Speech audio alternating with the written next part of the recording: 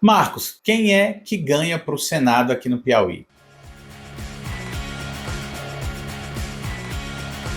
A verdade é simples, a gente só sabe quando abrem-se as urnas. Mas olhando o cenário de hoje, é muito provável que Ciro Nogueira seja um dos eleitos. Na verdade, seja o mais bem votado. E antes que alguém diga, você está falando isso porque é contra o PT. Calma. Os números dão absoluta vantagem a Ciro. E o contexto político reforça essa vantagem. Marcos, mas eu vi uma pesquisa que não mostra isso. Eu também vi 37 pesquisas dizendo que o prefeito de Teresina, em 2024, o eleito seria Fábio Novo. Fábio Novo foi apresentado a Lula como futuro prefeito de Teresina.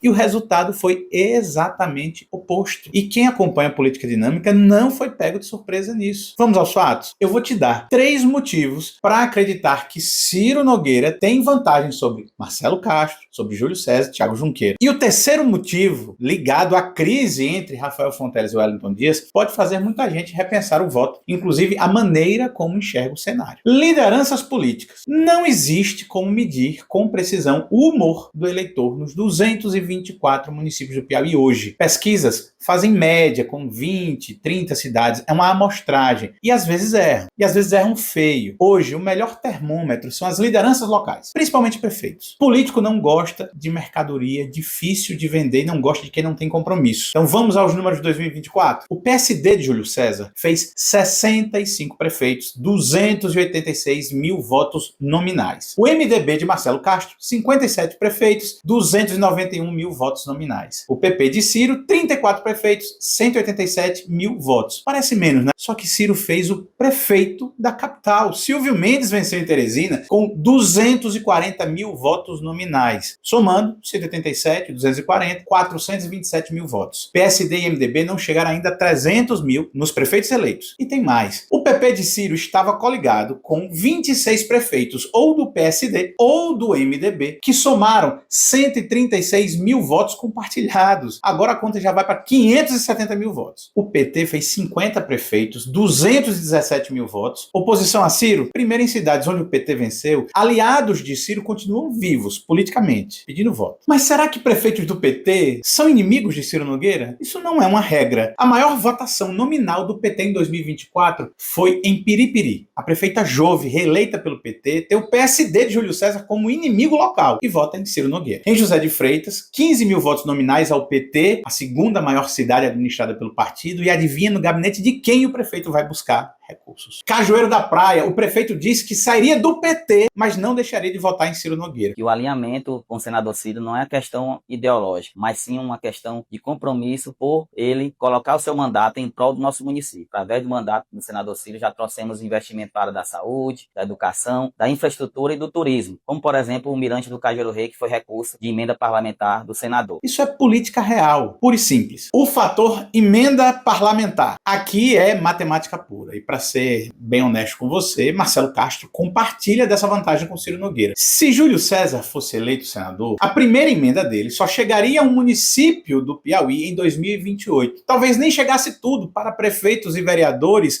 antes da eleição deles. Marcelo e Ciro podem destinar recursos agora, já para esta campanha, e para a pré-campanha de prefeitos e vereadores mais na frente. Quem quer esperar? Aliás, mesmo na oposição ao governo federal, Ciro destinou mais emendas e mais recursos diretos a prefeituras do Piauí do que Marcelo e do que Jussara Lima, que é mulher de Júlio César e atualmente suplente de senadora de Wellington Dias no Senado. Isso pesa. Prefeito faz conta, vereador faz conta, e o eleitor quer o benefício chegando, não interessa quem é que está pagando a conta. Júlio César vai dizer o quê? Segura aí 2 anos que a gente se acerta? Não dá, né? O recado silencioso de Wellington Dias. E aqui está o que eu posso chamar de ponto mais interessante dessa análise. E já tem quase uma semana que está todo mundo só falando desse atrito entre Rafael e o Wellington Dias sobre a questão da vice. Rafael quer o Washington Bandeira, o Wellington quer qualquer um, menos o Washington Bandeira. Assunto bom até para outro vídeo. Mas o que muitos analistas estão deixando passar aí em branco do que aconteceu na casa do governador no último sábado